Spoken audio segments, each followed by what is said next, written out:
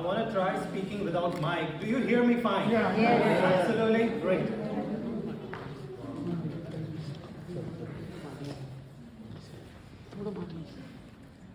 Namo Buddhaya, Jai Bhim, Jai Bharat, Jai Shivraj.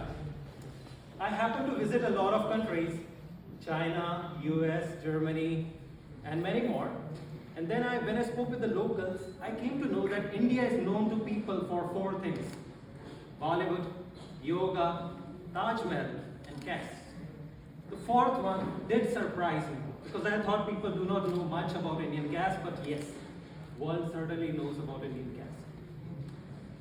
But to me, I feel that, it is said that castes were invented by we Indians about 3,000 years ago, which means that we invented caste when rest of the civilizations were inventing agriculture, basic necessities, food. And yes, racism is present in every part of the world, yes. But there is something very different about Indian racism. And I'm going to compare racism outside India with racism in India. By large, outside India, racism is practiced based on color of skin, religion, or nationality.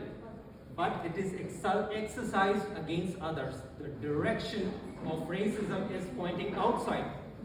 But what's unique about Indian racism is that the direction is pointing inside. We invented it to be exercised upon us, unfortunately. But whenever I thought about Indian caste, I found that this is one of the most stupid and silliest things. Because, why silly? Because we have so many similarities. We Indians are one nation. We are one set of people.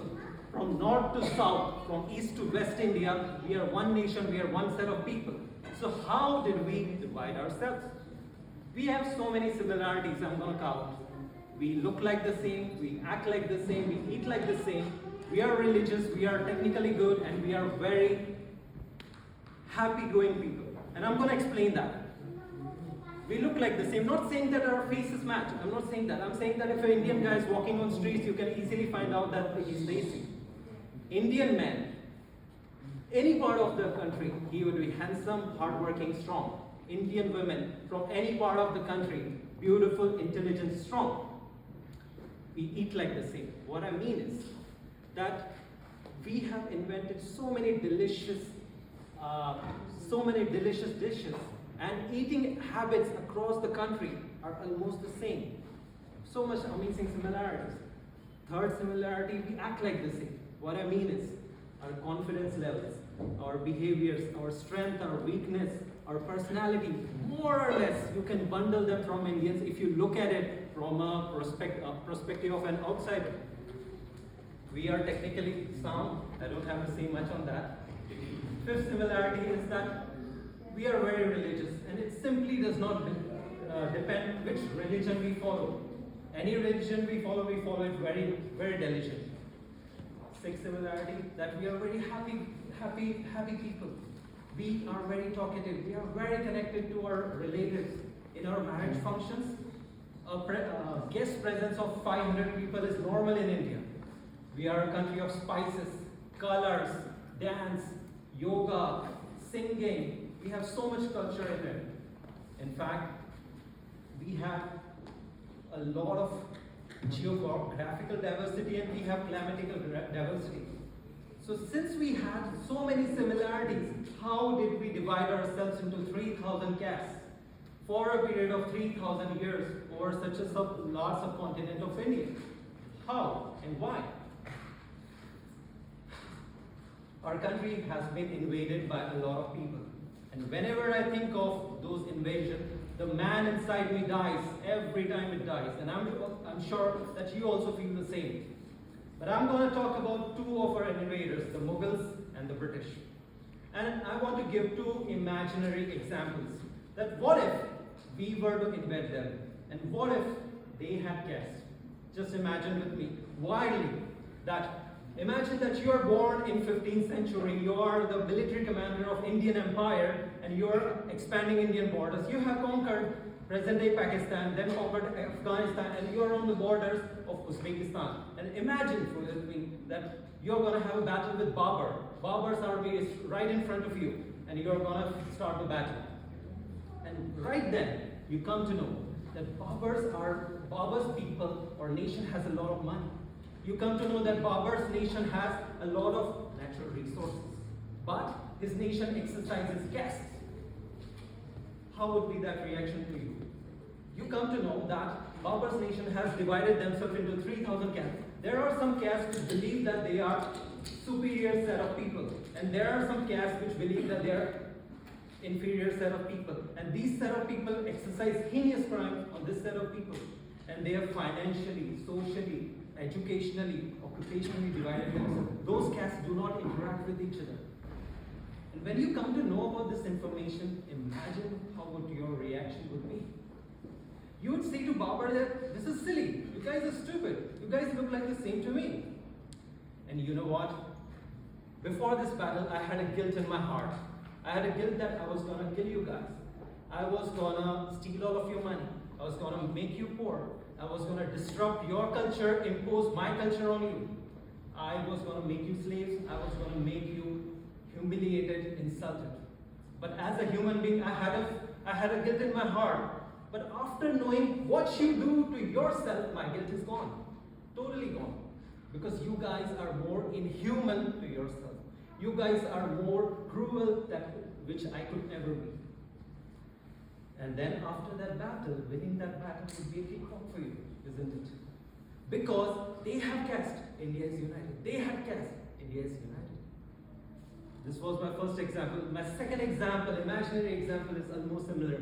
Imagine that you're born in 17th century, you reach British Islands, and you're going to have a battle with them. And before the battle, imagine you come to know that Britishers have castes. How silly, how stupid that sounds like, isn't it? And even winning that battle would be a cakewalk for you because they have caste, we are united. They have caste, we are united. You see the point that I'm trying to make? These two examples, I personally find them unethical because of two reasons. Because one, no country should invade other country. Second, I think that no country should have castes. But I gave this unethical example because I wanted to make a point. The point that I wanted to make is that every Indian should ask himself and herself, why a mere number of Mughals, why a mere number of Britishers were able to rule upon us for centuries? Why?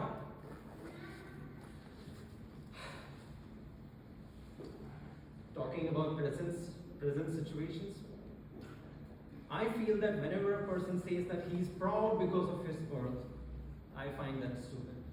But I feel that one should definitely feel proud based on the people one idealizes. For example, I do not belong to the caste of Chhatrapati Shivaji Maharaj, Chhatrapati Sambhaji Maharaj, Maharana Pratap, Chhatrapati Sahuji Maharaj, but I take motivation from them. I take values from them. I idealize them, and that makes me a lot proud, and I feel like a man.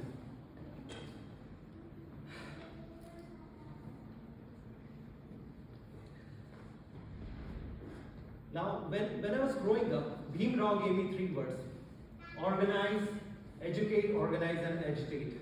But I always felt that something was missing. Something was missing. So, out of curiosity, I started reading books of Bhim Rao. And when I read his books, I was totally blown away with his knowledge, with his writings, by knowing what kind of amazing personality Bhim Rao was. And Bhim Rao has left us a very important responsibility. Responsibility to build ourselves, we have done that. Responsibility to build and help others who were oppressed. And responsibility to build a united India. And this responsibility is not going to be easy. It will be very tough because the people who believe in caste are going to come in front of you. But I have a good news. That there are a lot of people who believe in Ambedkar thoughts. There are a lot of people who believe in a prosperous India. A lot of people believe in a united India. And those people will support you. I, in my small life, have experienced such kind of nice people who support us. So now I want to conclude Now I want to conclude by imagining three possibilities for our country.